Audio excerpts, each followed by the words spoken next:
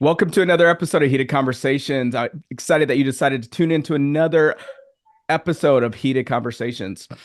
This is your host, Peterson Pierre, and I have the gymnastics doctor, Ian Crider. He is a physical therapist and he works with athletes. He was a former gymnast himself, so he understands the sport. And I think in the really the when you if you've had an athlete injured or yourself, it's really hard to find doctors or physical therapists that really understand what they might be going through. And so it's nice when people understand the sport and can really address the things that are happening to athletes. So um I'm glad that you tune in, but remember to hit that notification bell, subscribe, share, like, leave comments. Let's tune into the episode. Welcome, Ian. How are you doing?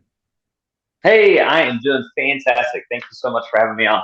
Absolutely. I appreciate you taking the time to kind of talk to us. And, we're going to go through a plethora of topics from, prehab to rehab to programming to strength and conditioning and all these other topics kind of, related to gymnastics, because I think sometimes if you don't have formal education on this, we program for these athletes and we may not always understand the most efficient ways to do things. And so it's going to be awesome to have this conversation.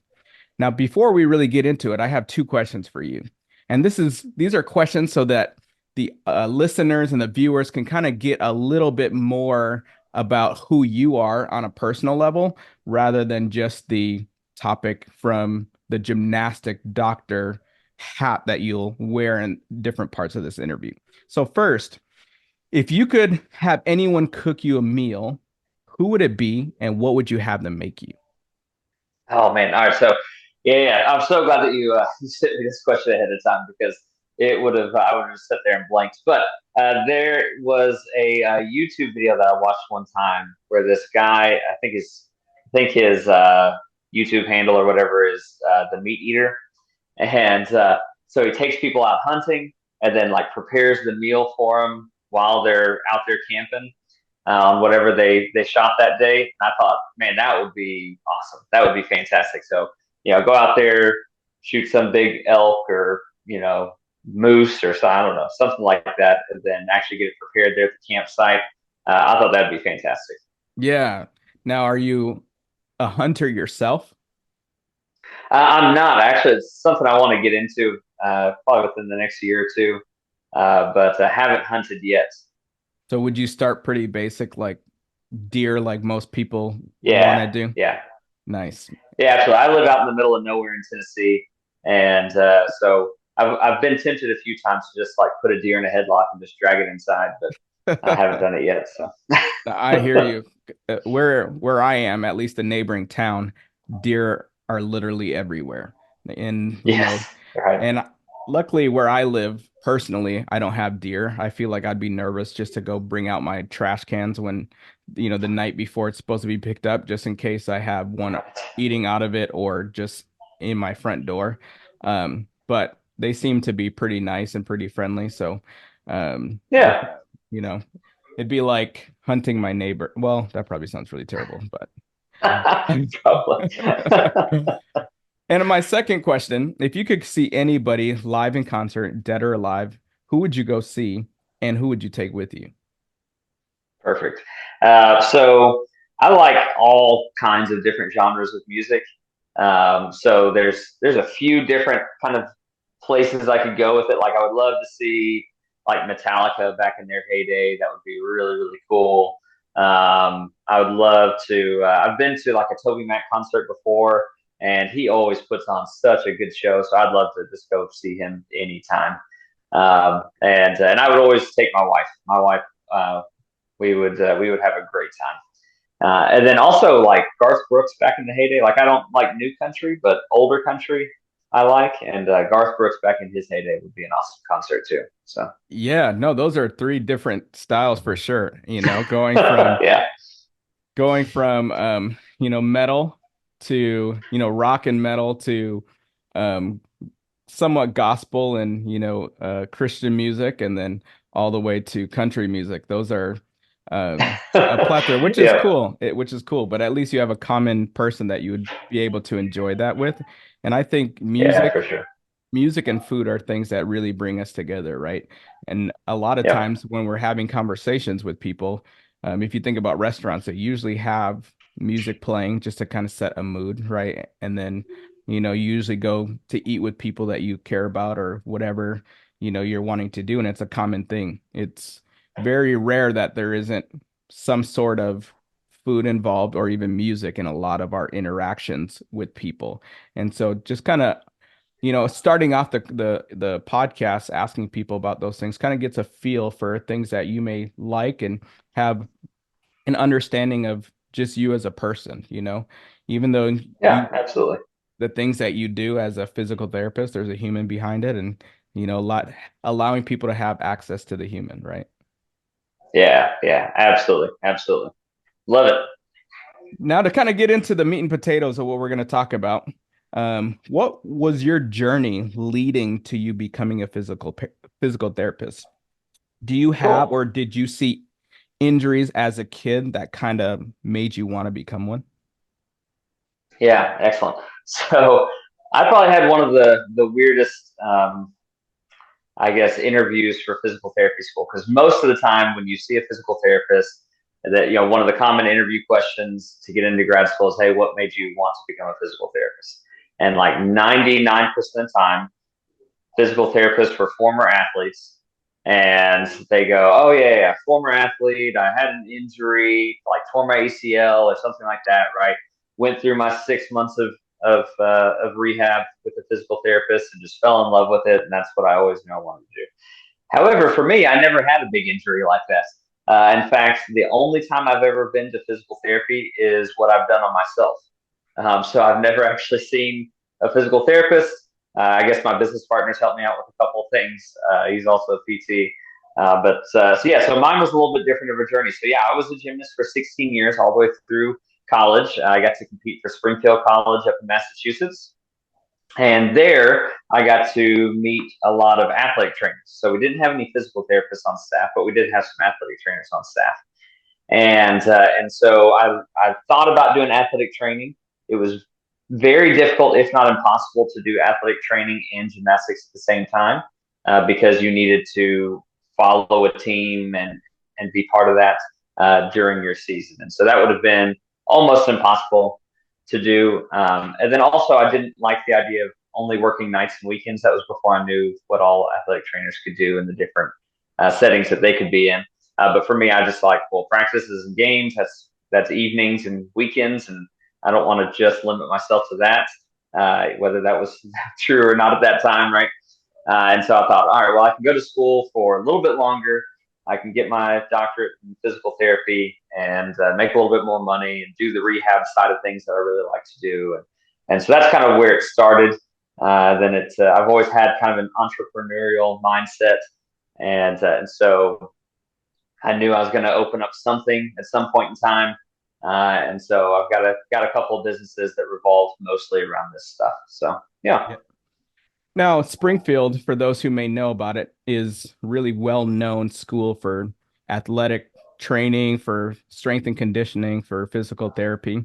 Can you talk about, and I know you mentioned a little bit, some of the rigorous type of schedules, just because you have to follow a team and do a lot of active work while you are, it's like one of those degrees that you are almost actively working on while you are in school, right? It's not like just Mm-hmm. a time where, you do your like if I'm going to be a teacher, I do my observations or I go and I do those things, It's like something that's actively and you can do it Yeah. while you're a student just because there's athletes that are available and stuff like that. Um yeah, can you talk about what that school was and how and even why you chose to go to that school? Yeah. Yeah. So Springfield College, yeah, is up in Springfield, Massachusetts. It's a Division III school, but back then at least, so men's gymnastics not as popular as women's gymnastics by a long shot, right?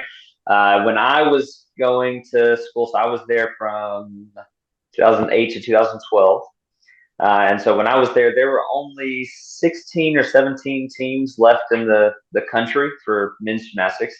Now, I don't know the exact number right now, but somewhere around 11 or 12. And it was down to almost single digits at one point in time. We just gained two teams, Simpson College and Greenville University in the Midwest there. And those are both Division III teams. But at the time, Springfield College was the only Division III team, which meant that we just got to compete against all the armed forces and all Division I teams. And so there's a little bit of a, you know, there was definitely some challenge. We had a lot of success when I was there, which was really, really fun to see. There were many kind of records that we broke as far as, beating, Navy or Army for the first time, or, beating William and Mary for the first time in a long time, right? And so we hit kind of a lot of milestones there while I was there. It was really fun to be involved in. But I always knew that I wanted to do college gymnastics. It was something that I kind of had my mindset on for a long time. And it was so rewarding because I went from the gym I was at, I went from being the oldest person by a couple of years, and the only level 10, the closest one to me was like a level 6, right? For like the last 2 years of my gymnastics in high school. And so to go from that to a college team where now all of a sudden I've got 20 other guys that are all kind of my same level and we're all pushing each other and getting after it. That there's no comparable feeling in the kind of DP program, Yeah. right? Or in high school or anything like that. There's no comparison, I don't think. And so being at that college level is so much fun. And so for me, I knew I wanted to do college gymnastics. So I applied to 10 schools. I got into 9 schools, all of them that had gymnastics. Went on kind of some tours of some schools to see which one I wanted to be in. I wasn't like an amazing gymnast in high school, so I certainly wasn't recruited, and but was able to get into college and contribute to the team once I got there, which was fun. So Springfield just kind of it matched some of my goals that I wanted to achieve as far as the degree that I wanted. Yeah. It also kind of checked off the box of I think I have a good chance of actually competing for and contributing to this team. And so I kind of felt strongly about it. And so the first time that I actually viewed Springfield's campus was the first day when I moved in. Oh, wow. So yeah, so I didn't go visit campus or anything because I lived in Tennessee, so it was literally like 1,026 miles away or something. So I moved in, saw the campus for the first time, and it turned out well. I met my wife there; she was also a gymnast there, and it was awesome. That's good. No, I think, being able to find a place is hard sometimes in a home, and to be able to do two things that you like, the things that you'll do forever, and also the thing that you're Right? really passionate about, right? And then a lot of times, you're able to find love, or you're able to find a spouse, right? So it's kind of Yeah. cool to be able to have that be the ultimate experience to do everything that you're really wanting to do, and gives you that opportunity. And also, it doesn't always have to be where, like you had mentioned, you're the best or recruited, or you just take the Right. opportunity that are presented, or the cards that you are dealt, and you make the best out of it, and here you are, right? Yep. Yep. Absolutely. Now, to kind of, go into a little bit more about just the physical therapy things. What about gymnastics makes it different animal for physical therapists than treating other athletes? Oh man, that is such a good question because I treat gymnasts all across the country um, with physical therapy through telehealth services, and that is such a common complaint that I get where they go, well, we tried physical therapy, but they just didn't know what to do with her. I had one gymnast one time that she had seen over the past 2 years, she had seen two different physical therapists, and both of them just saw her one time and said, I don't really know what to do for you, but here's like 10 exercises that we normally give people that have back pain. So do these 10 exercises and see if they help. And best of luck. I was like, what? And that blew my mind. Right. And Jeez. like after the first once or twice that I saw her, she was feeling so much better. Right. And so it really has to do with knowing the sport because the normal physical therapist, just kind of generic physical therapist, whether they work with athletes or not, when they look at a gymnast, they see somebody that is usually already very strong for their age and for their size, and they're already very flexible for their age and for their demographic, right? Yeah. And so that's kind of the bread and butter of generic physical therapy, right? It's like, oh, let's strengthen the things that are weak and let's get the things that are tight moving. And if we can't do those two things, oh man, well, what do we do, right? How do we get rid of pain, or how do we fix this dysfunction, or this thing that's going on? And so that's kind of where I have the benefit of knowing what gymnastics is all about. First off, our we don't have to talk for 10 hours about what skill you got hurt on and what that means. I don't have to go and Google it or YouTube it, right? On and going, oh, so what's a back handspring again? I know what a cartwheel is, but Right. what's a Yurchenko? What? And so I already know what all those things are because I was a gymnast and I've been coaching now for 15 or 16 years as well. And so I definitely know all the stuff. And so conversations get streamlined and I can really get to the meat of what's going on really, really quickly. And then I also, I have the benefit of knowing some common issues with gymnasts. Like most gymnasts aren't getting enough sleep at night. It's probably somewhere around 80% or more of gymnasts aren't getting enough sleep at night. And of those, probably 90% of them have difficulty falling asleep. And so when we're talking about recovering from an injury, it's very difficult to recover from an injury if you're not getting enough sleep at night. And then also with nutrition, I at least screen nutrition with every, I'm not a registered dietitian, but I at least screen nutrition and go, hey, is this an issue that I need you to go see somebody for? Are there some quick fixes that I think that we can implement to help you recover faster? And Yeah. so knowing those kind of common things where most injured gymnasts aren't getting enough sleep, most injured gymnasts aren't eating enough food. It's not even the type of food, but it's just enough food.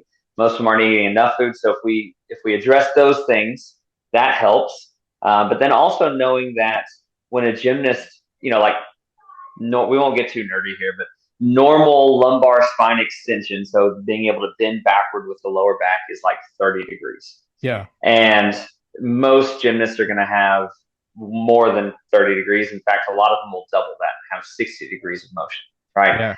Yeah. And so you see somebody that, man, they did backward to 50 degrees. As a normal physical therapist, you go, holy moly, yeah, we're good. That's just fine. That's not the problem. But then the gymnast, if you don't ask them, they won't tell you that, oh, actually, when I bend back like that, that feels stiff. Because why would that even be a question in your brain if you look at them and they go, man, they got 20 degrees extra motion? Holy cow. Yeah, we don't even need to address that. But I always ask, hey, how does that feel to you? Does that feel stiff to you or does that feel normal? And a lot of times Mm. they go, oh, no, that feels a little stiff. I go, okay. So yeah, you have 20 degrees normal or above normal, but you're supposed to have another 10 degrees maybe. Yeah. Now, talking about just like bridges, do you feel like starting bridges at a certain time is healthy or unhealthy for gymnasts in particular? And what ages Yeah. do you think it is healthy to start it or unhealthy to start it? Yeah, good, good, good. So, we definitely shouldn't be doing bridges with our preschool gymnasts, and maybe not even with some of our recreational gymnasts. And that's simply because, a bridge is less of a stretch and it's more of a skill. And I think some coaches kind of get that confused where they go, oh, well, a bridge is how we stretch their back. You go, there's way better ways to stretch their spine or mobilize their spine than doing a bridge. Because the kids that need a bridge flexibility, that need bridge flexibility, they don't get much of a stretch in a bridge because they're just fighting to stay up there. Whereas the kids that have a good bridge and don't need to stretch it anymore, they're the ones that can actually stretch it, right? They can press their shoulders out past their hands and straighten out those legs, right? They can really, really force it. So the kids that need it stretched can't get a stretch, or at least not a very productive one. And the kids that don't need a stretch are able to get way too much stretch. Yeah. And so a bridge is truly more of a skill than it is a good technique for stretching. And so that's when I implement bridge training then, right? Is when they need it for the skill. And Right. so if they need a TikTok, or if they need a bridge kick over, or they need a front limber or something like that, that's, maybe 6 months before that, we start working on a bridge. Right. And when doing a bridge, because it's really hyperflexion or hyperextension that's Right. happening, correct? Um, to stretch out the back, do you think doing flexion, going the other way is better to stretch it, and then doing bridges, is it really, trying to stretch out the shoulders and the hips more than the back? Because the thing that I notice sometimes is, kids will go ribs up, which then I feel like hurts the back. Where a lot of times, if I'm doing bridges with my athletes, my goal is to open the hips and the shoulders up, not necessarily the back. And again, coming from a physical therapist, and and someone who's done the sport, can you kind of the myth of what a bridge is really supposed to target? Can you kind of really address what that's supposed to do? Yeah, perfect. Okay, so yeah, a couple things to unpack here. One is it depends on what we're trying to stretch. Okay, so if you're trying to stretch those big strap muscles down the spine, then yes, bending backward doesn't stretch those muscles, bending forward does. However, the average person, not even gymnast, but the average person bends forward 4,400 times a day. Maybe not full flexion, but at least some amount of bending forward is done 4,400 times a day. And the average person bends backward like three. You give it one of these in the morning. If you see a cool cloud, you might bend backward again, and that's about it. Right? The average person does not bend backward very much, but we bend forward a lot. Now, the big scary thing with gymnastics is you bend backward a whole lot, right? But are they really bending backward an extraordinary amount, or is it still uneven? Well, actually, it's still pretty uneven, right? Even if you do a standing back handspring, you bend forward twice and you bend backward once, right? So you bend forward when you sit, and then you bend forward again on the hollow for the snap down. Right. And so you're still bending forward twice versus backward once. And then there's all kinds of skills in gymnastics that don't bend backward at all. And so when we're looking at those things, we go, okay, it's still a little bit uneven. So I still do want the spine to be stretched, but I'm probably not going to put a huge emphasis on bending the spine forward. I'm really going to put a big emphasis on hip hinging, because that's, I think, a more important skill for gymnasts than being able to bend their spine really far forward. I know there's definitely something to be said about kind of preloading for your chinko, right, where we're really wanting to be hollow for the snapback. I mean, there is something to be said about that, but how much range of motion does that really take? Probably a normal amount. You probably don't need an excessive amount of bending forward in order to hit that correct position. Even for men's gymnastics, right? Think about like a Maltese position where you're really pressing the chest in, and you're pressing the shoulders forward. You still don't need an extraordinary amount of flexibility for that. You need a fairly normal amount of flexibility for that skill. So, but for all of the backward bending skills, you do need a pretty extraordinary amount of flexibility in order to make that happen. And that's when I see back injuries occur most often. In fact, I was just talking about this in the Facebook group that I run, that we're just talking about low back pain and why there's some contributing factors to it, and that sort of thing. So um, when the lower back gets tight, then you're pushing through stiffness every time you have to bend backward, and that starts hurting, right? Anytime, like if there's nothing wrong with my pinky joint is just fine, except that maybe it goes a little too far. Um, but other than that, if I were to sit here and stretch my pinky past end range, right, and do that over and over and over again, tomorrow I would wake up and go, "Oh, holy cow, what did I just do to my finger?" Right? Yeah, right. Yeah. So anytime you push through stiffness, you're going to get that pain and soreness and tenderness, right?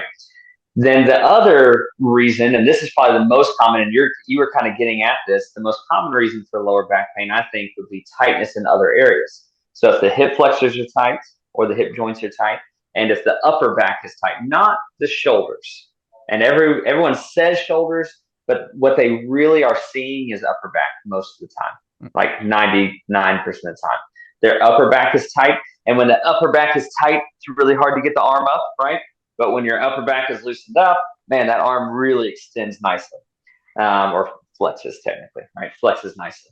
And so we want to make sure that the upper back can move, and we want to make sure that the hips can move. Most commonly, I see upper back, and occasionally I see some hip tightness. But get those moving so that way when you see the bridge, it's actually a bridge and it's not a mountain, right? Right. Where you see that peak in the Yeah. middle, or not even in the middle. It's usually the lower back, right? Because if you see a peak, so test this on your gymnasts tonight, right? Pop them up in a bridge. And if you see that peak, you go, all right, well, every time they bend backward, guess where all the force is going? Right there, Yeah. right? It's not being dispersed along the 30 something bones in the back, right? It's being placed right there. And that's when we get stress fractures, and that's when we get back pain and those sorts of things. And do you feel like that's once you're at the age and the ability to start to develop it and you develop it well, is there a time where it needs to like be stopped? Because I know a lot of times what happens is once you get to, say, you're past 16 or even when you get into college, a lot of athletes lose the ability to do the bridge, right? It becomes really stiff and tight, but yet they're still doing skills that require similar motion, but with speed, Yeah. which we'll kind of talk about the mobility part of that, right, in a little bit. But, um, you know, do you feel as though once the has been developed and at the correct time that it has a timeline or should always be done throughout that athlete's career? Yeah, good question. Should they be able to do a bridge? Yes, throughout their career. Should I require them to do a bridge though? Not necessarily. It depends on what skills they're doing, right? If they do a Takachev, I probably want them to be able to do a bridge and actually show the position and all that, right? If they're doing a Yurchenko, I probably want them to do some sort of bridge shape before they do Yurchenkos just to hit that position and feel good about it, right? But do I need every one of my level 10s or college athletes or something to do a bridge daily? Probably not. Just because there's not always a big, again, it's a skill, it's not a stretch. And so if I'm thinking about, well, do they already have the skill of a bridge? Yes. Are there other ways to stretch and make it better or at least maintain? Absolutely. There's much better ways to do that.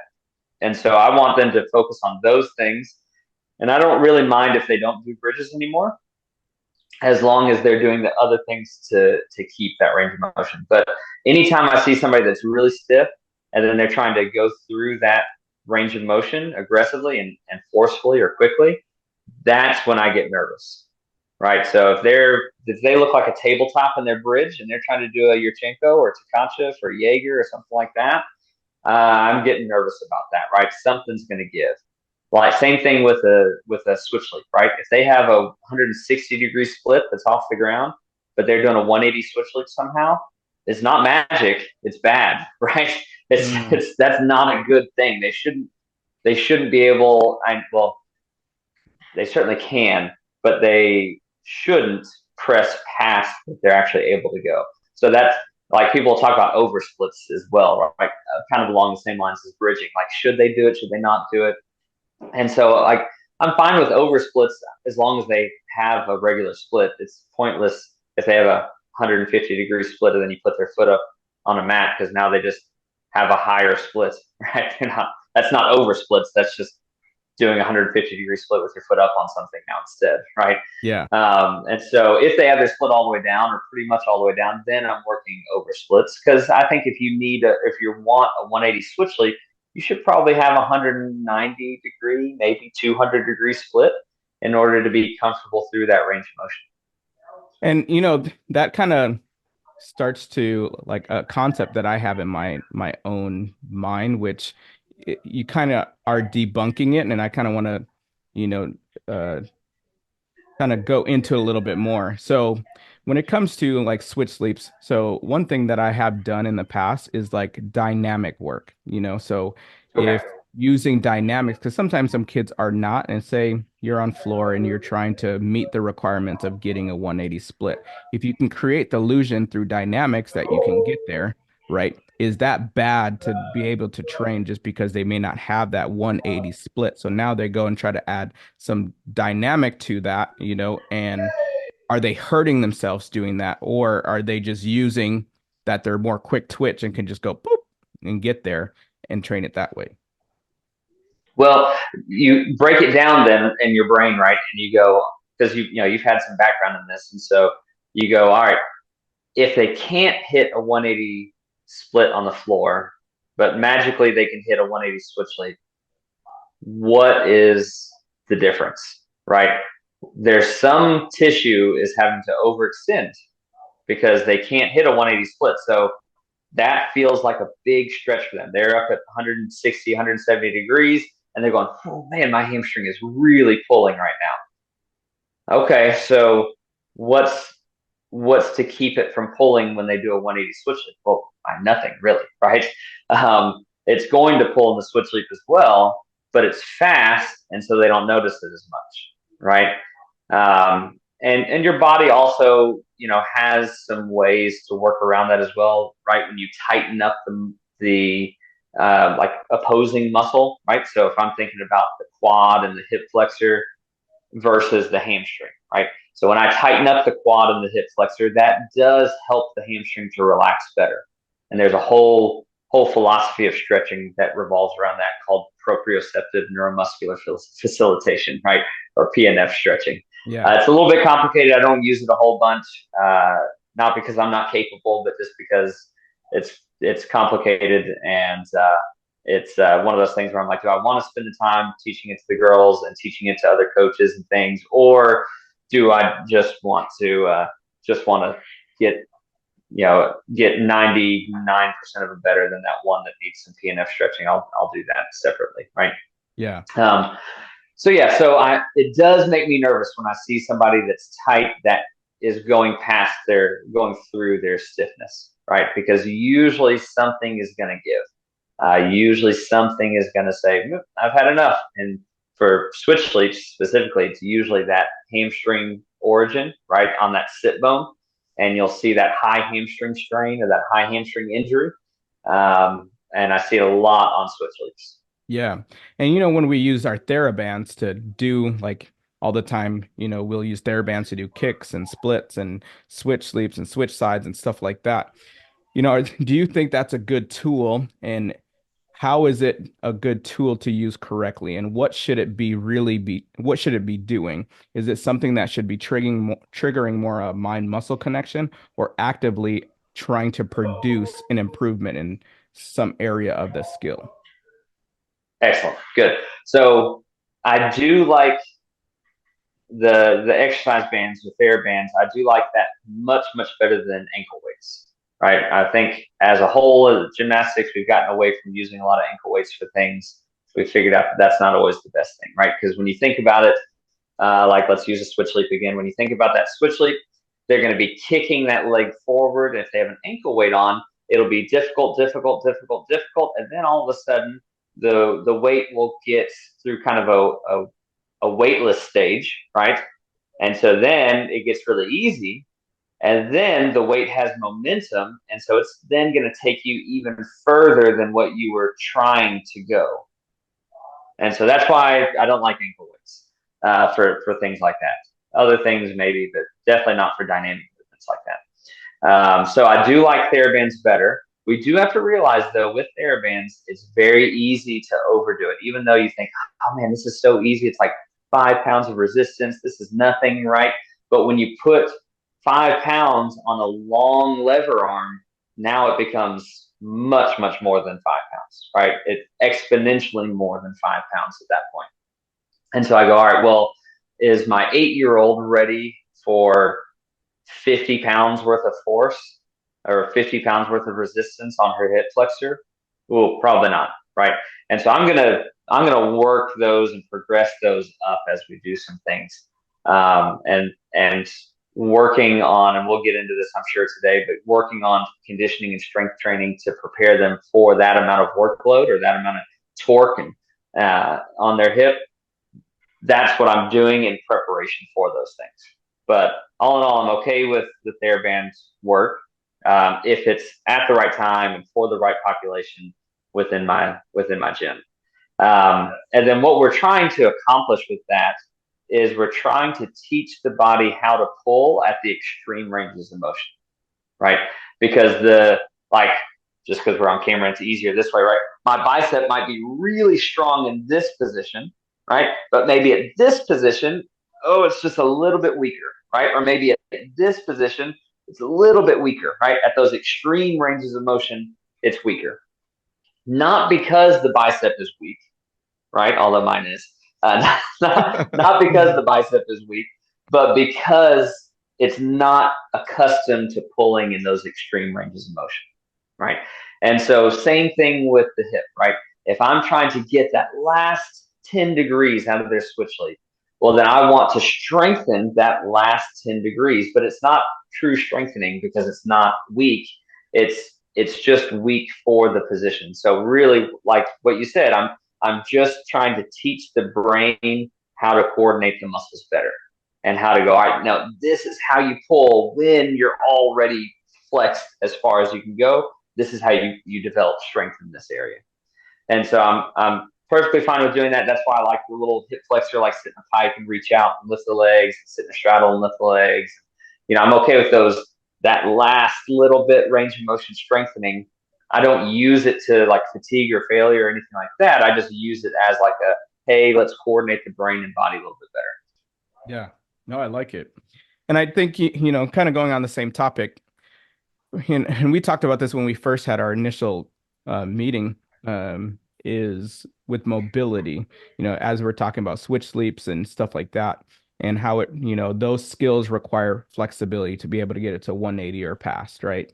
But, in my own observation, as just a coach, I feel like mobility, the range, of motion, and the way you had defined it is the way you're able to move with that flexibility. Can you kind of Mm-hmm. formally define the difference between flexibility and mobility? And, because for me, I feel like in gymnastics in general, or maybe it's just my athletes, their mobility and range of motion is not good in their flexibility, and that causes injuries or opportunities for injuries. And then, yeah, we'll kind of dive into the mobility side. Yeah, perfect, perfect. So definitely when we're thinking about flexibility versus mobility, what do those kind of terms mean when we're talking about them today? So flexibility is just how much can the joint move, right, or the muscle, right? How far can it move? What's its range of motion? And then when we talk about mobility, now we're talking about, well, what is its usable range of motion? What's the usable amount of distance that it can move? And so those things are usually different for most people, right? It's pretty rare when you have somebody that has complete 100% mobility through their flexibility because it's difficult, right? Like we talked about, you get weak at extremes of motion.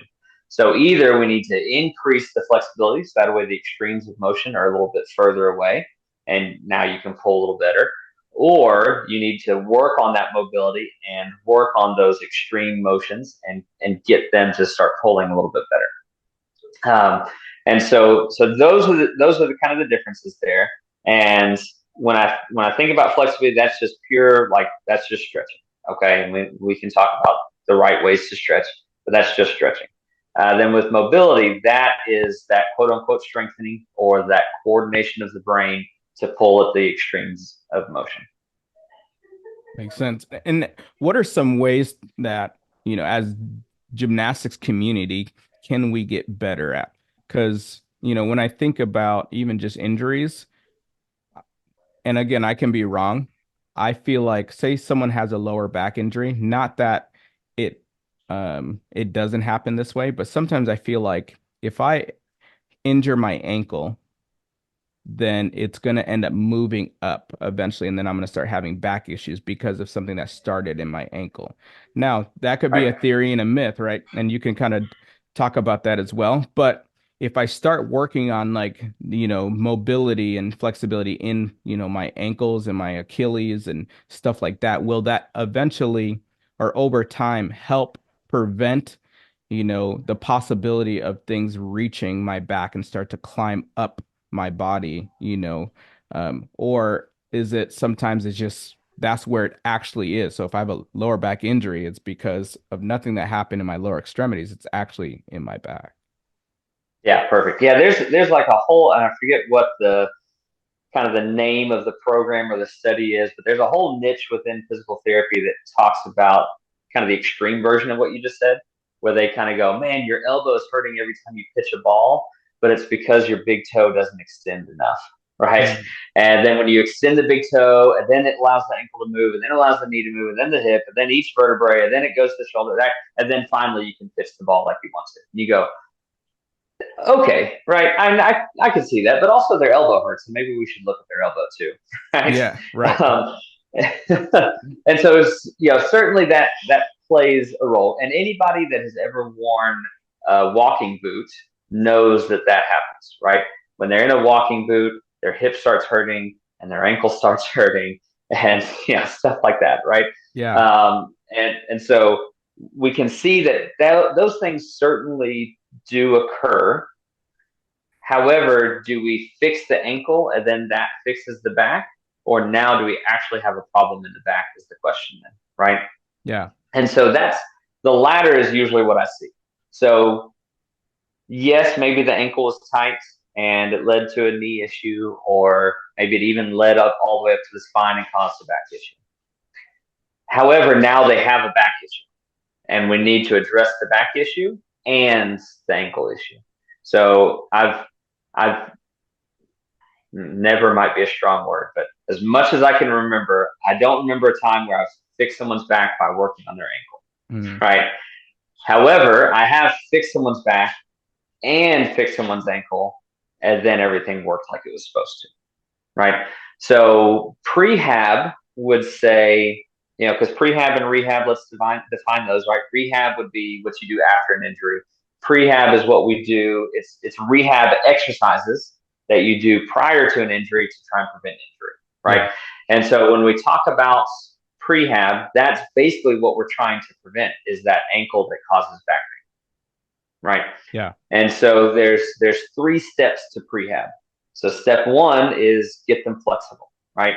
Get the joint moving as far as it needs to go, right? If their wrist only goes to 70 degrees and they need 108 degrees to do a back handspring, we should probably get their wrist moving first. It doesn't matter how many 2 pound or 3 pound wrist extensions you do for a sore wrist if their wrist doesn't move well enough, right? Same thing that we were talking about with the bridge or with the switch leap, right? If you're pushing through that flexibility, it's going to start hurting at some point Yeah. in time, right? And so that coaches usually skip that first step. They usually skip the step that says, let's get the flexibility first. Then step two would be that strengthening, that mobility that we were talking about, right? So get the flexibility, then get the mobility, get usable range of motion. And then last step in prehab says that we should increase stability if the joint needs stability. So what I mean by that is that not too many people roll a wrist and hurt it, but our gymnasts roll ankles all the time, Right. right? So the ankle needs some stability. The wrist, pretty inherently stable. I'm sure there's someone out there, and drop it in the comments if you want to, but I'm sure there's somebody out there that has rolled their wrist and sprained their wrist. I have no doubt that that's happened. But the number of rolled wrists versus rolled ankles is not even close, right? Yeah. No, most definitely. And, kind of talking about the ankles, rolling an ankle. And I know you just recently addressed this on your Facebook is the rice technique. Now, Yes. being a athlete, a former athlete myself, I've had ankle injuries and I've rolled my ankles, and even now I feel like I still have, and this is probably that Achilles tendon in your ankle. I always think it's so cool to see it just because I don't feel like I can see mine because I may still have fluid in my ankle still from when I've gotten hurt that maybe I didn't properly assess how to really uh the physical therapy to really get it to move out. And addressing the ankle with the rest, the rest, ice, compression, and elevation, right? Um, Right. and kind of talking about what ways to properly do that. Because you had mentioned too, when you're in a boot, you start to feel, the achiness start to travel up just because it's isolated and not doing anything and it's not moving, right? So when someone does roll their ankle, what are proper ways to be able to take care of that? And I know you mentioned those three steps, um, but what are proper ways to do that? To one, because I think this could be a myth too, is once you roll it, you're always going to roll it, and it seems like it's loose all the time, right? Right. Or it's really stiff, right? And it feels like it has no range, and you can't ever like, Right. it feels like just if I'm going to stand up and lean even 2 degrees, I have to collapse and bend, because it hurts so much, or so on and so forth. Right. Yep. Absolutely. Okay. So first thing we're going to use. Hopefully, you can actually see this on camera. But we're going to use a spring. Yeah, looks like that'll show up. So we're going to use a spring. So this is just a spring that I took out of a pin here. Okay. Um, Ligaments are kind of like springs. Okay. So when we're talking about whenever you sprain something, you sprain a ligament. You don't sprain anything else. So we're talking about ligaments here. And ligaments are the things that connect bone to bone. Okay. So muscles are different, tendons different, but ligaments are just connective tissue, supportive tissue that connects bone to bone. Okay. All right. So ligaments. What we have going on here with a ligament is that when you stretch it, it goes back to what the shape it's in, right? When you compress it, right, it just goes back to its normal shape until you overstretch it, right? And that is a sprain. Okay. Once you overstretch a ligament, yes, it'll still work, but not quite in the same way that it worked before, right? And so there is some truth there that says that yes, once you sprain something, not you're always going to sprain it, but you are more likely to sprain it now. Because what the body does is it says, "Hey, I can move from here to here, and this is safe." Right? So move from here to here, this is safe. Once I sprain it and I do that overstretching, now all of a sudden I can move from here to here, and now your body says, "Ah, this is safe." You go, "Whoa, hold up, that's not safe." Right? That's the end of the motion that I had before. That's not safe. Yeah. And so I need to be here, right? And so that's where the retraining, that's where that step 3 comes in, that stability work comes in, where you go, "Hey, actually, this is safe, and I need to teach you again that this is safe." Because you're thrown off because now you have all this extra range of motion that you didn't have before. Yeah. Okay. Right. Um, so yeah, so that is kind of the theory behind that. I guess not myth, but what everybody says, where you're more likely to sprain it afterward. Now, as far as how to take care of an acute injury like that, yes, we've all heard the rest, ice, compression, elevation. But is that the most bestest way to take care of things at this point? No, probably not. Okay, and let's talk about why. So when we talk about rest, ice, compression, elevation, I'm okay with 2 of those. So compression and elevation, just fine. Okay, because there's no benefit to swelling. There's just benefit to the things that come with swelling, right? Because when we get inflammation in an area, so let's say I sprain my ankle, now it becomes inflamed. Inflammation isn't just this like weird word that people throw out there. It's what it is. It's basically a chemical marker in the body that says, "Hey, we need more good stuff here." And so what it does is it signals the brain and signals the body to send more things through the bloodstream. But it also, in that local area, tells the capillaries. Capillaries are what connects the arteries to the veins, right? Those little bitty blood vessels there. It tells the capillaries to get a little leaky. Okay, so they kind of open up and get a little distance in between the cells. So that way the big stuff can slip through and start healing the injured area. Okay. So if the big stuff can get through, well, then what else can get through? Water, right? So the actual blood and water can get through as well as the big stuff can get through. Okay. So there's no benefit to the swelling, the fluid that gets out there, but there is a benefit to all the stuff that comes with it. And so we want to get rid of the swelling without getting rid of the inflammation. Okay, unless inflammation's out of control, right? If you can no longer tell that you have an ankle anymore, okay, let's take care of that, right? And it can't be helped with compression and elevation. Okay, maybe we have too much inflammation, and that's doing more harm than good at that point, right? But as long as we're not at that point, as long as it's like, whoa, this really hurts, it is swollen, but I can control it with compression and elevation, then I'm good with it. Leave it alone, please. Okay. Because the Yeah. inflammation is what tells your body to heal. And if you get rid of it, then your body doesn't know where to heal, or it doesn't heal very quickly. And you get these injuries that last a long time. So with rest, I do want rest. If I sprain my ankle, please don't tumble on it the next day if you can help it. Right. Okay. But I want relative rest. I'm really not trying to put it in the boots. I'm not trying to get on crutches if I can help it. If it hurts, at this point, it just hurts, right? Yeah. It's unfortunate and it hurts really bad, but if as long as you're not tumbling on it or not doing anything super aggressive, you're probably not doing any more damage. You're probably just, it hurts, Yeah. right? Right. And so it's okay to hurt, but don't push it, right? Don't go crazy, but just relative rest. I'm still going to walk on it as much as I can. I'm still going to stretch it in the correct manner as much as I can. Okay. So relative rest. And then ice, whenever I talk about ice, I throw in ibuprofen and all the anti-inflammatory drugs as well. And that would be ibuprofen, Motrin, Aleve, naproxen, Advil, pretty much everything but Tylenol. Okay, so Tylenol is not an anti-inflammatory; it's just a pain reliever or an analgesic. Okay, and so we don't want to use anything that's anti-inflammatory unless the inflammation is out of control. Okay, and then maybe we'll throw some ice on there. Then maybe we'll throw some ibuprofen at it or something like that. Okay, but I'm really trying to stay away from all that for as long as possible, as much as possible. Yeah. Now, to prevent any of that to happen at all, we'd mentioned kind of prehab and rehab. So when are Yep. good times to put in prehab? And then what are good ways in the gym to address rehab when you're not when they're not at physical therapy, or say before Okay. they can get to a physical therapist or a doctor? What are ways that gymnastics coaches can address rehab in the gym, or should that be something they just wait for a professional to prescribe the athlete and then just allow them to do it?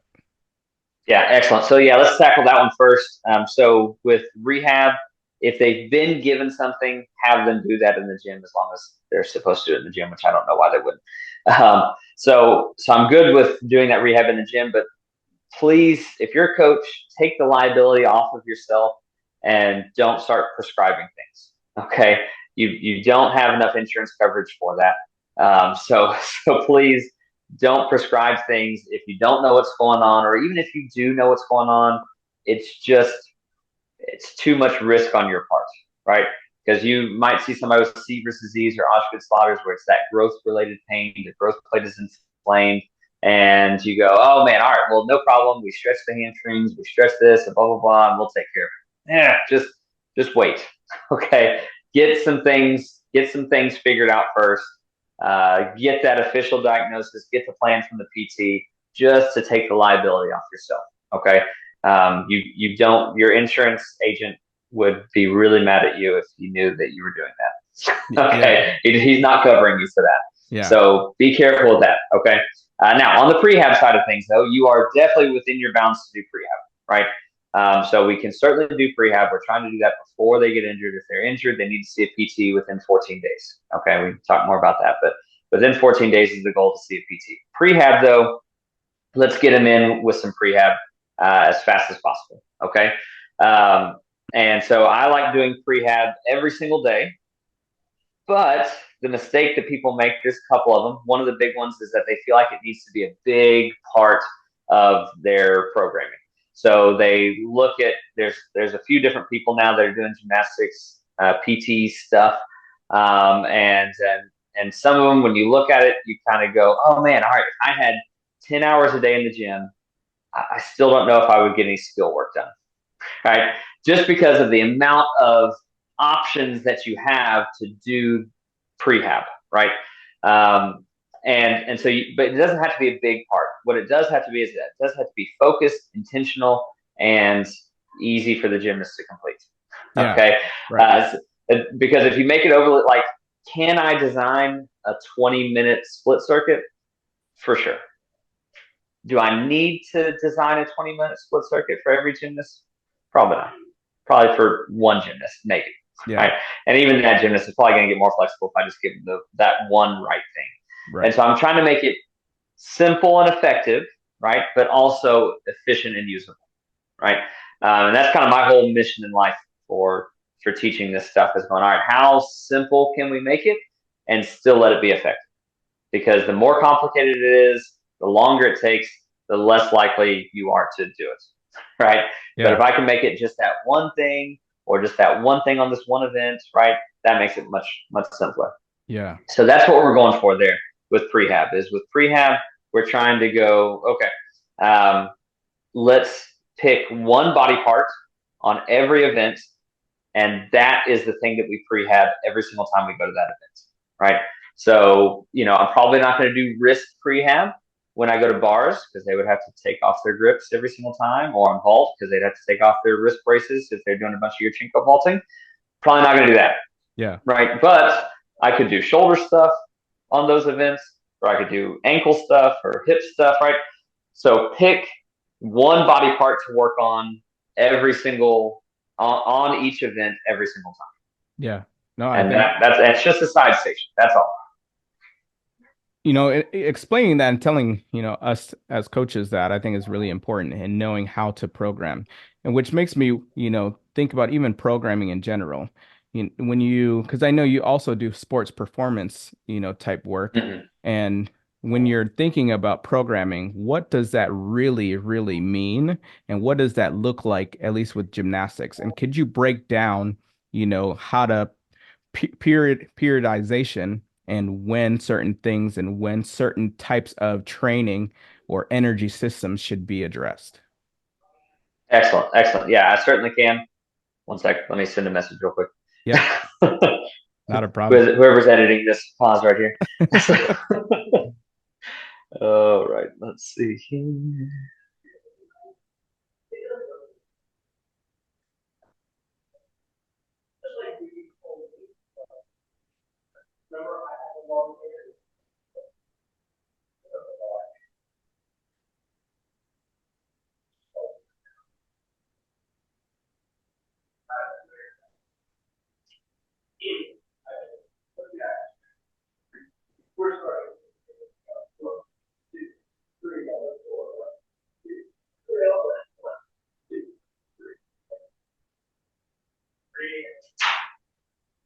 Okay, excellent. So, with planning and programming, this is like the bread and butter of what I do right now for coaches. Is I teach them how to plan out their entire year, because I think you signed up to be a coach. Most of like you have a little bit different backgrounds, right? Yeah, But most gymnastics coaches started coaching so they could coach, yeah, not so they could be a mental health practitioner, not so they could be a PT, not so they could be an athletic trainer, not so they could be a strength and conditioning coach. They wanted to teach gymnastics, right. right? So then they're also forced to do the thing that no other youth sport has to do, Mm, which is plan and program all this other stuff. Now, should other youth sports do those things? Absolutely. But do they? No, they don't. But gymnastics is unique. It's so incredibly difficult that we really have to have some high quality strength and conditioning programming and periodization. Now, don't let that word scare you. Periodization just simply means, how do you cycle your programming? Meaning, how do you load and deload throughout their training program in order to achieve the goals that you want to achieve, right? yeah, So if I want my gymnast stronger, what do I do? Like, how do I load and how do I deload? How do I push hard and how do I give breaks in order to make them stronger? Same thing with power or endurance or peaking at the right time during season. All those things, right? So that's what periodization is. So then you look at the different levels of periodization, right? The big macro cycle of periodization might be, all right, for the off season, I want a strong, powerful, endurance gymnast. Whoa, big goals, right? right. Okay, now then the meso cycles, those mid-level periodization cycles, then that would be, okay, I need maybe a block of strength training, and I need a block of power training, and a block of endurance training in order to hit those goals. Good. Now, then what do the microcycles look like? So then take it down one more level. What do those microcycles look like? And that's what's the assignment every day, right? How many sets and reps are we doing? What types of exercises are we using? That's what the day-to-day stuff looks like. But you've got to start with the big goal first, in order to know what that mid-level goal is, in order to know how to plan and program each and every day. So that's what periodization is. That's how you do it.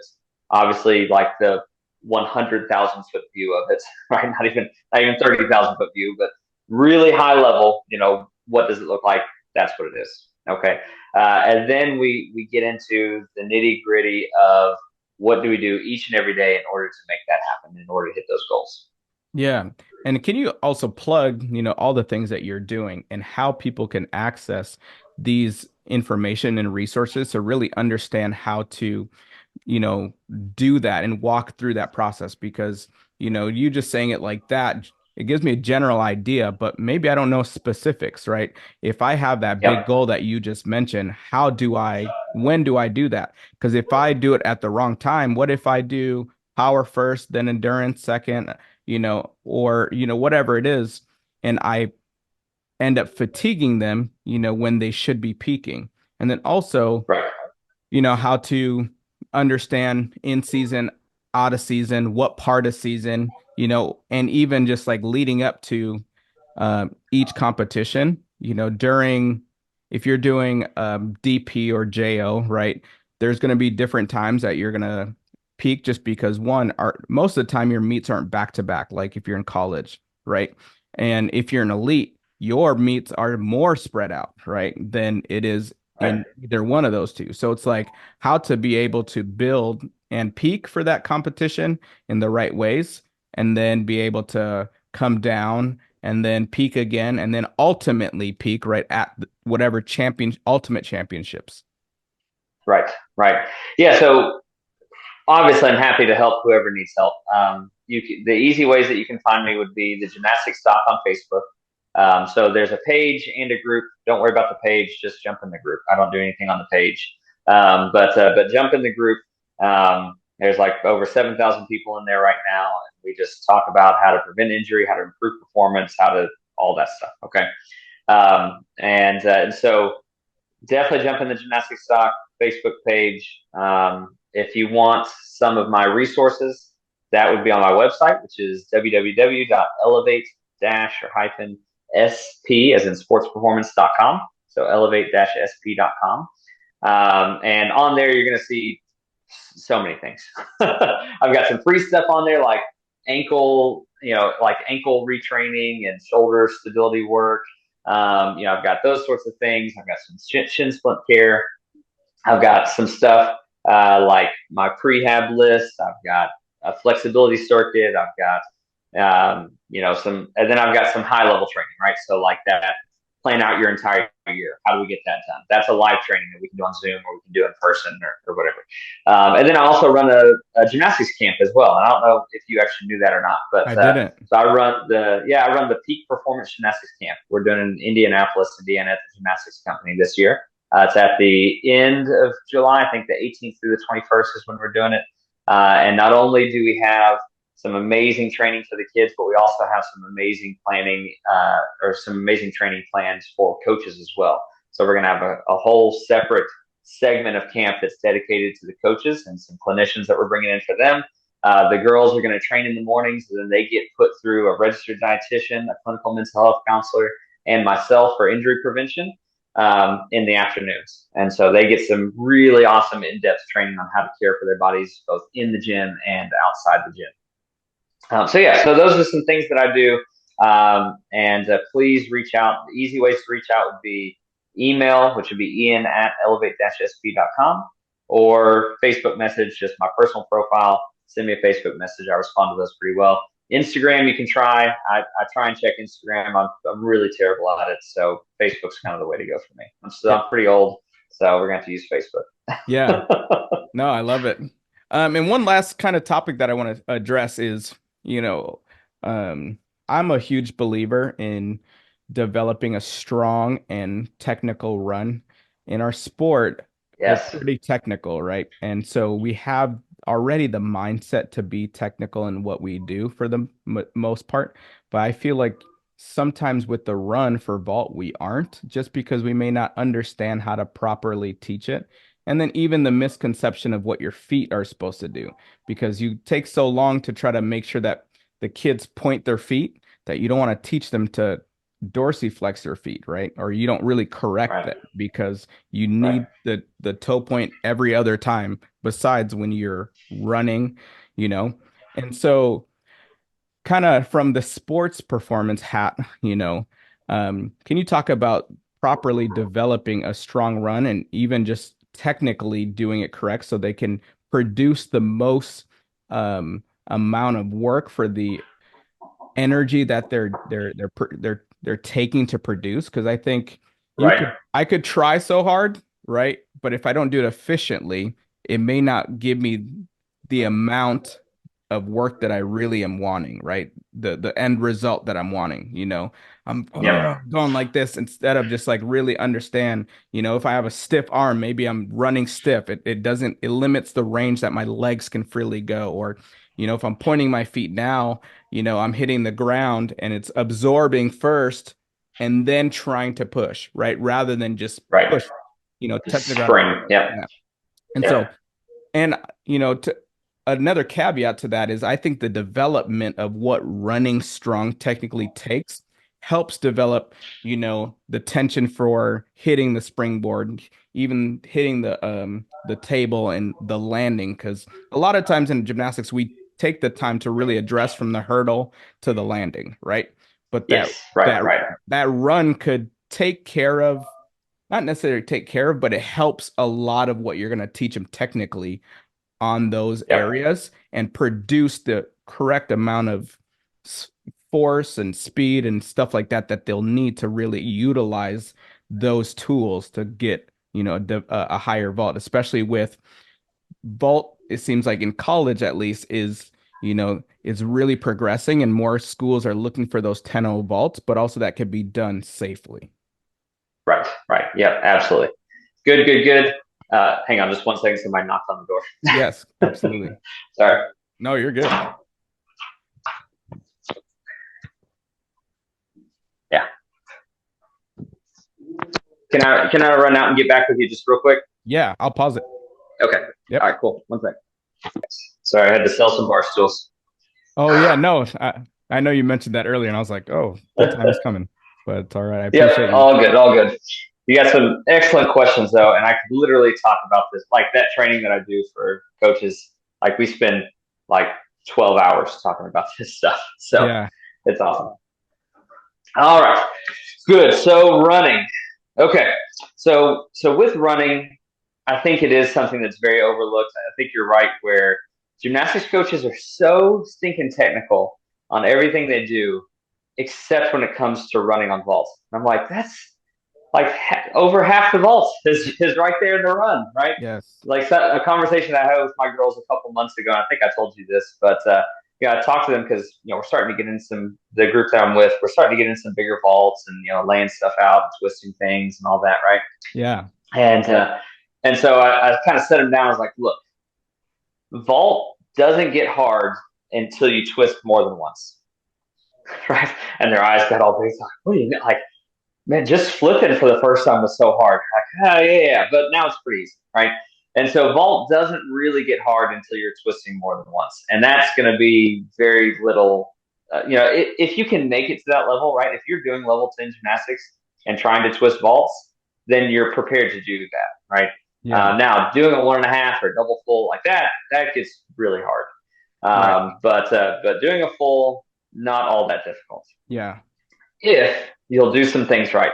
And I don't mean from the board to the table to off the horse, right? Off the horse. I'm dating myself now, but off the table, Yeah. right? And so I'm not talking about that, right? I told them, I set my girls down. I told them this. I said, hey, if you will just run really well and really fast, and you'll hit the board in the right position, everything else gets so much easier. Yes. But until you do those two things, and I can correct blocking technique and shaping technique off the table and to the table and all right, I can correct all that until I'm blue in the face. But if Yeah. they're not running and if they're not hitting the board in their correct position, then all that stuff really just doesn't matter. That's just a band-aid on a bullet wound, right? Where Yeah. you just go, maybe it helps for a little bit, but it's not going to fix the problem. The problem Hmm. is they're not getting down the runway fast enough, or they're using too much energy by the time they get down to the board, right? Or they're not hitting the board in the correct position. Yeah. Fix those things first, then I worry about everything else later. So with running, training the run, we do need to train the run appropriately. And so I talk to my girls about running form, and I focus a lot on arm technique because it Yes. drives me batty to see, I was a gym. I didn't do like a straight arm run, but I kind of had an open angle in my arms, and that certainly could Yes. have been better. I had a teammate in college. Hopefully he sees this. It'll be fantastic. But I had a teammate in college that would bend one arm, straighten the other arm, and have that arm pulled up to his ear, right? And so he's running like this down the runway, and he did like a suit full or a suit 1.5 or something. I'm like, good gracious, I don't even know how that happens. Yeah. Yeah. Or Right. like I saw, and so what I don't like is I don't like coaches that use the example of elite level athletes, right? To say, Yeah. oh, look at this elite level vaulter. It doesn't matter how you run, right? Like I saw a guy do like high knees all the way down the runway, soup triple full. He did kind of land short and had to put his hands down. And I'm not gonna lie, I cheered just a little bit because I was like, that's what you get. Run down the runway like you're supposed to. Good gracious. Yeah. Right. And so I don't like looking at elite level vaulters. Now, if you want to look at like an elite level sprinter, that would be different, right? But if you to look at elite level vaulters and say, oh, that's how you need to run, ugh, no, probably not, right? Yes. And the reason why is because maybe they did learn how to run correctly, probably not, but maybe let's say they did learn how to run correctly. What they've done is they've developed what they need to achieve the skill that they need to achieve, Yeah. right? And what I always tell coaches and what I tell gymnasts, I'm like, hey, on the off chance that you're not as naturally talented as an elite level vaulter, then let's just give you every opportunity to be better, right? Yeah. Let's give you every advantage possible. Because if you're not Simone Biles or you're not Michaela Skinner or somebody like that, right, that you go, man, that's an amazing vault, but the run looks a little funny, right? Right. if you're if you're not that talented, well then you need some other advantage, right? Right. You need the advantage of let's get down the runway as fast as possible, hit the board in the right position, and then get to that table quick. But that doesn't happen until you get the rundown. Yeah. No, and that's my thing too, because I I say that same thing because a lot of times if you watch, especially on the men's side Oh yes, yeah, you men. know, Oh my gosh, they it's run awful. like this, but again, and their legs do pretty well, but their arms are just and they come in bang, right? Yeah, And part of it is because the nature of the sport, and I get it. So I don't fault like the community for it because again, you're trying to hit it with straight arms to create the most power, and so you just yeah, think that way. You think I have to get it instead of like getting to the position, right? right. But a lot of times is you have to understand like in most sports they talk about footwork being super important, right? And vault is no different, right? It's the footwork of vault that's really going to, but also you had mentioned arms. The arms are the thing that's really controlling what the legs are gonna be doing at the range, at the force that is going to, because you can come through and really command your arms a little bit more than really your legs sometimes, right? Because For you're sure. able to think to hammer down. Now your legs are thinking that, right? And so Yeah, even when I'm teaching like my athletes, like say we're doing A skips, I used to tell them a lot of times, get your legs up, get your legs up, get your knees up. But when I started to do that, I started to have more kids start to run like Johnny Depp runs in the Pirates of the Caribbean as he's running to the boat and his legs up here, like running. Yeah. And it's like you're running, trying to jump over and run over waves, right? And instead, it's yeah, like, yeah, how much force can I put down while my hips are supporting and continuously moving horizontally down the runway, right? Instead of yeah, it yeah. becoming where my hips start to move either horizontally the wrong way or it's moving vertically, right? And now I'm not Correct. going where I need to or using too much energy, to not get the amount of production that I want out of it, right? And so really teaching Yep. how to come down and, command, the ground to respond by intentionally putting those feet down, right? And then Yep. having the arms be in a right cadence and the shoulders to be down and relaxed. So now you actually have somewhere of elevation because a lot of times kids run like this too, right? They run like this or their arms are doing Yep. this and then all of a sudden they go to hurdle if they're doing a Yurchenko or even a Suk and they're off, right? Because Right. and even the vault runway, sometimes you might think your vault runway was shaped like this because the way your kids run Yes. or they're Yeah, absolutely. professional. Because the arms are going to dictate that, right? So, and that's what I tell my girls. Because I guess the three cues I use for my girls would be, arms bent, elbows in, and then cheek to cheek, right? Yeah. Because it's funny when you make butt jokes, and so she said cheek to cheek, right? And they remember a little better. And so if they'll do those three things, then things go well. And what happens though is if they start crossing their body, right? Well, now that's moving their body in a direction that they don't want to be moved in, right? Yes. Our goal is to get forward as fast as possible. And if you start moving those arms side to side, now you're taking all that energy that you had to go forward and you're dispersing it some to the side. And so you're wasting some energy and making it even harder to run. And same thing with those, you'll see a lot of gymnasts that will kind of sling their arm backward as well. So Yep. they're running and they pop the arm out straight in the back. And what that does is it moves your body backward while you're trying to move forward. Right. And it messes up your rhythm and your cadence and all that too. And so the goal is, all right, just get forward down the runway as fast and as efficiently as possible. And the arms play a huge role in that. Yeah. And I think, when I say it encompasses everything that you'll need, you have to have a level of tension to run well technically and run fast technically. Your core has to Right. be tight. Your body has to have the right tension at the right place.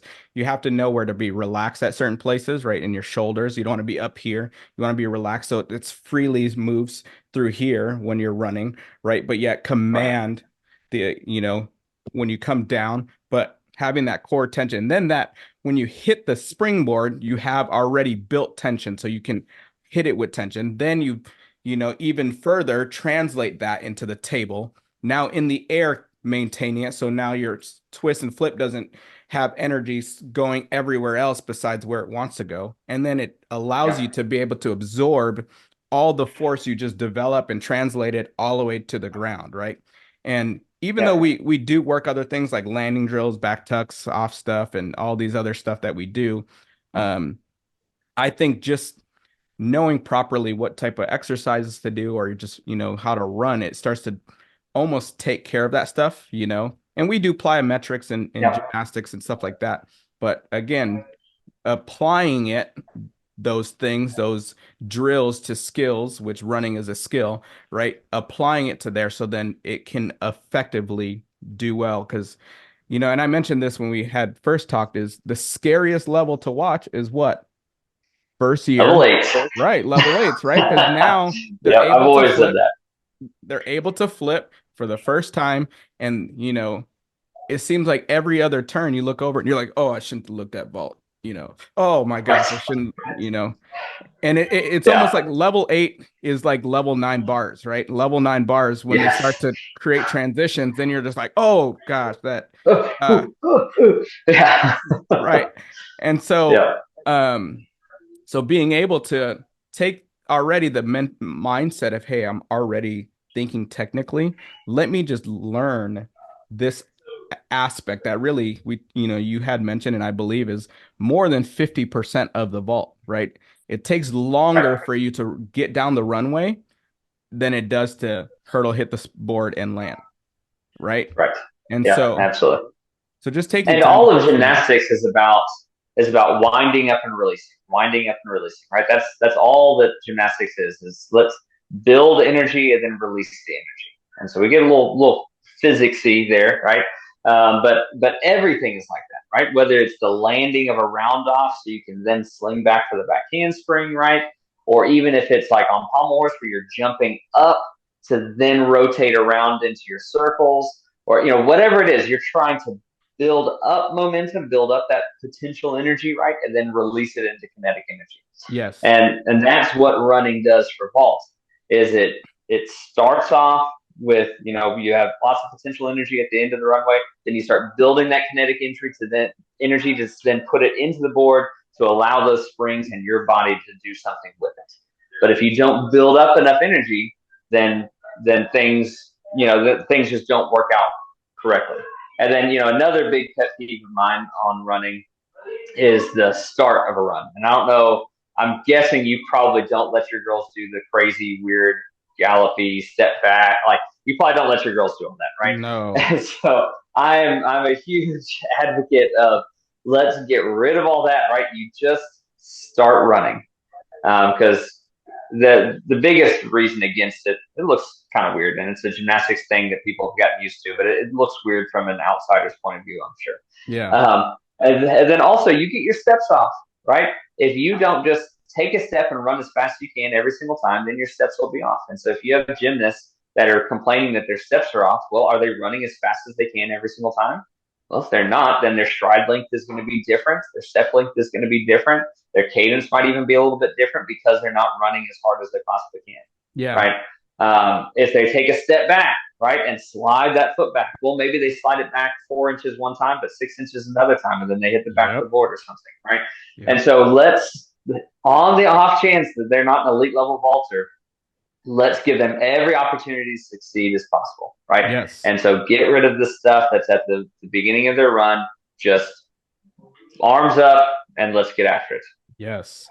Now, the one thing, this could be an argument, and for a heated conversation in regards to just the heated part, not really what it stands for, but hurdle lines. To me personally, I am not an advocate for hurdle lines. And the reason why, at least for the athlete, I'm not, because I want them to be able to focus on just running. And a lot of times, even though it might be they might be pushing, and developing speed, like they might be getting faster and they start to notice that they're approaching um their hurdle line, they may slow down because they say, "Hey, I'm getting to this way too fast than what I'm used to." Right. Right? Or they're focusing more on that. And which I understand the concept of a hurdle line for an athlete just to make consistency and they have a spot, whatever, just to time it. But as they get But I think the stronger. consistency comes from the run. It doesn't have to come from a hurdle line.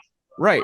And so I am not an advocate of it. Like I've heard people Right. say from a coach, like for a coach, it's good so that you kind of know where they are in their run and consistency for that, which I can see. But for me, I'm just like, they're smart of we do so much already with our proprioception and being able to use our peripherals and stuff like that to know when things are coming. We don't go and say, hey, when you are doing a double back, you need to have a signal, like there's a line that you need to see and that tells you kick out.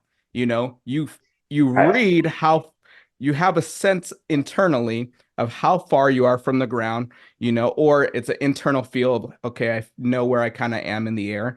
But a lot of times if it's visual, you're processing, hey, I'm this high, this low, or I'm rotating this fast or this slow, and this is what I need to do. So on vault, I think it's the same thing. It's like when that table is coming, when that hand mat is coming, you can feel like when you need to transition into the next thing. So it's like focus on building, building, building, and then applying it to it, right? Into all Right. those other technical aspects of hitting the hand mat or the board or whatever the case may be. Yep. Yep. Fantastic. Yeah. Well, well, I appreciate your time, and we kind of dived into other things, and I'd love to have you on again and for us to kind of focus on other things and maybe just talk about certain specific topics that you're already addressing, and having even just a asking questions with that, or even like with the running piece, because that's something I'm passionate about and want to teach other coaches. And being able to develop and talk about different drills and programming for Yes. developing proper run and stuff like that, and having that conversation. Yep. Absolutely. We got to do Now, is it. there anything you want to leave the listeners, the viewers about you, what you're doing, what you have coming up? I know you mentioned your camp that you're doing, the Facebook group rather than the page, the Elevate-SP website. Is there any other things that you want to kind of leave with the listeners and viewers? Yeah, I think just last thing, because most of the time we're talking to coaches when we're talking about these things. Parents need to be informed, but most of the time we're talking to coaches. We're training coaches with these things. With coaches, just know that you have to plan things out. You have to program. If you're not programming, you might hit goals, but you're going to be lucky, not good, Yeah. right? And so I really want to make sure that coaches are planning and programming like they should. Like a mission for me right now is to get coaches to plan like they're supposed to, because you want to make sure that you have some consistency throughout the year in order to hit those goals that you want to hit. And not only are we doing the plan for that, but we're also doing the plan for, hey, if you take a vacation for a week, you don't want that vacation to be completely, or you don't want that week off to completely ruin the progress you made with your gymnast, or not let them keep progressing while you're gone Yeah. simply because you don't write down the lesson plans, Right. right? And I've worked with gyms that literally they come in every day and go, hey, what did we do yesterday? Okay, cool. Let's do this today. Right. Yeah. Like I've worked with those gyms, and I've also worked with gyms that do have their year completely planned out. Like for like one example, I worked with the gym, and they sent me over their lesson plans and everything, and they had their entire year planned out with strength and conditioning and how many routines and hit percentages and all this. Right. I'm like, holy cow, they're way above and beyond most gyms that are out there. Yeah. But I was looking through it and I go, hey, are you, and I sent her a message or I called her or something. I said, hey, are you guys seeing a lot of injuries and burnout stuff right around like end of February? And they're like, yes. Every single time we get to February and all the girls get super burnout and fatigued, we see injuries spike, like all this. It's awful. What do we do about it? Or how did you know, right? Yeah. And basically, I just looked at it. I'm like, well, you're never deloading, right? And so part of your plan has to be deloading, and that's not something that we think about a lot. If you do program in your gym, thank you. But if you do program in your gym, you're probably always thinking about how to get to the next thing, to the next thing, to the next thing, how to progress, how to build, how to load, right? And you're not thinking about how do we allow them to rest and recover. Yeah. And you're only as good as your rest and recovery Yeah. is, right? If you're not resting and recovering, then your training is not going to go well. And so rest and recovery has to be a huge part of or it has to be an important and not overlooked area of your programming. And so I usually use 4 week cycles for that. So they build for 3 weeks, then they deload for 1 week. It doesn't mean that they get 1 week off from the gym every single month. Yeah. Not that, Yeah. okay. But they are deloading basically once a month, where it's like, hey, less reps, less sets, less turns, less something, less stress on the body is basically what I'm going for. Yeah. Um, and then also, it would be good if we would let our gymnasts actually take some time off out of the gym, Yeah. right? It's okay, even though gymnastics is a year-round sport, and rightly so. Unless we want to peak at level 6, I think gymnastics has to be a year-round sport, right? Yeah. But if we're going to have a year-round sport, they do need some time off. They can't work out 50 to 52 weeks out of the year. Yeah. They've got to get some time off. And I usually encourage. I'd be interested to see what you guys do or what your take is on this. Yeah. Put you on the spot here. But I usually encourage gyms to take 5 weeks off a year for their gymnasts, at least. And so I usually do 2 weeks right after season, because season isn't just difficult physically, but mentally and emotionally, it's difficult as well. And we know that can contribute to injury rates and things. So we get 2 weeks off right after season to let their bodies just kind of decompress. I know everyone's so excited about getting to the gym and working those new skills and all that, but they will be just as excited, if not more so, 2 weeks later. So give them 2 weeks off right after season. Usually every gym is closed for 4th of July week. So go ahead and take, for if you're in the US. I don't know what you guys do in other countries, but usually Yeah. the 4th of July week, we usually take that week off anyway. So make sure they get that week off. First week of school, these kids can't even spell their own name that first week of school. They're so tired and worn out and everything. So please give them that first week of school off if possible. That's the difficult one to kind of coordinate your entire team having the same week off, because you might Yeah. have kids in different districts and things, but that's okay. Doesn't mean your entire team has to take the week off at the same time, but maybe different districts are taking off different times. But get them a week off that first week of school. And then usually holiday times, almost where we're at right now. I don't know when this is getting released, but almost where we're at is almost Christmas. Usually between Christmas and New Year's, if you don't just have a meet right after New Year's, give them at least 4 or 5 days off if you can around that time, if not a whole week. Yeah. No, I think those are very good. Now, for me, kind of what you're saying. I think it's important because one thing I started to notice is whenever I had kids be out for a week for whatever reason, sometimes it could be if they're sick or they're out of town for vacation. Whenever they came back, sometimes they came back the best I've seen them in a while. Having Yes. that time off, they come in and their legs are together, they seem stronger, and their body has really recovered, right? And even because sometimes we do get to the point where, like, especially this preseason, when you get to, depending on when you start competing, because I know different parts of the country starts competing in December, some people start in January. Um, when you hit that October, November time, it just seems like season's approaching, you go, go, go, go, go, right? If your summer wasn't Yep. as ideal where they got their skills and they're at routine. So now you're just pushing, pushing, pushing, trying to cram for the final, which is that first competition, and make sure that we are ready for season. And then as the season goes, then we kind of, slow things down already because, we're the ball's already rolling, right? But Yeah. sometimes those are the times where you need to have those deloads or some of those breaks because Yep. it allows them to kind of get ready to really go. Yep. And look, whether you want them to or not, their body will deload at some point in time, right? Either you give them a deload or they get injured and they have to take a deload, Mm, right? And so you get to choose which one of those things happen, but something will happen, right? I had a mom that reached out to me one time. This can be kind of our last thing here if you want it to be. yeah. Um, but I had a mom that reached out to me one time and she said, "Hey, every Monday, my gymnast comes into the gym. She says her legs just feel like lead. She just can't get going on vault, but it kind of gets a little bit better throughout the week." I'm like, well, that's not an injury, right? Injuries would probably get worse throughout the week, not better throughout the week. So it's got to be a recovery issue. And so I started talking to her about stuff, and she was a homeschool kid, so she was getting enough sleep, which was nice. Her nutrition was, not perfect, but it was better than most. So that wasn't the big red flag there. Now her training hours were pretty crazy. She was a young gymnast, I think preteen, and she was doing like 30 hours a gym in the week. So now there's probably some good ways to spend 30 hours in the gym and some bad ways to spend 30 hours in the gym. There's probably a lot of bad ways to spend 30 hours in the gym, Right. and very few good ways. But, if you're doing skill training for 30 hours a week, that's an issue. But if you're doing some mental training and doing some other stuff, right, you can spend that time in the gym, but not be too detrimental, right? And so I was like, oh, okay, well that's a lot of load on a very young body. Sounds like there's a recovery issue. When was the last time that she took a week or two off?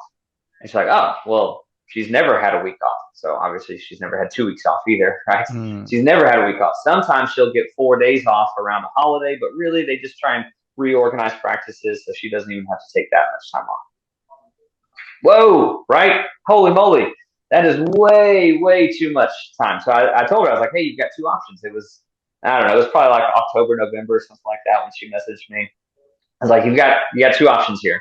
Either you take 2 weeks off right now because she's obviously overtrained, and any of my gymnasts that are going through the physiological problem of overtraining, it's 2 weeks off automatically.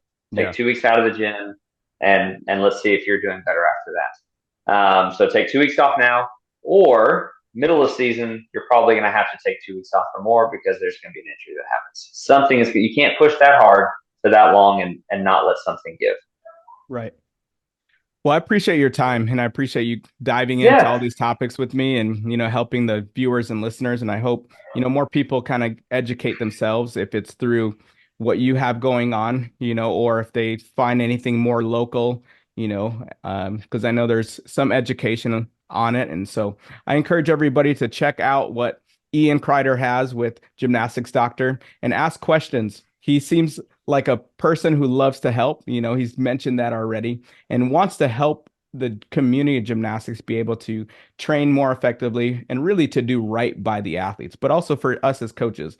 It gets tiring and fatiguing to really spend time, obviously, programming and stuff like that. It may not go right. And as he encouraged, writing it down makes it easier for your brain to kind of know what to do, how to adjust, and make all these changes.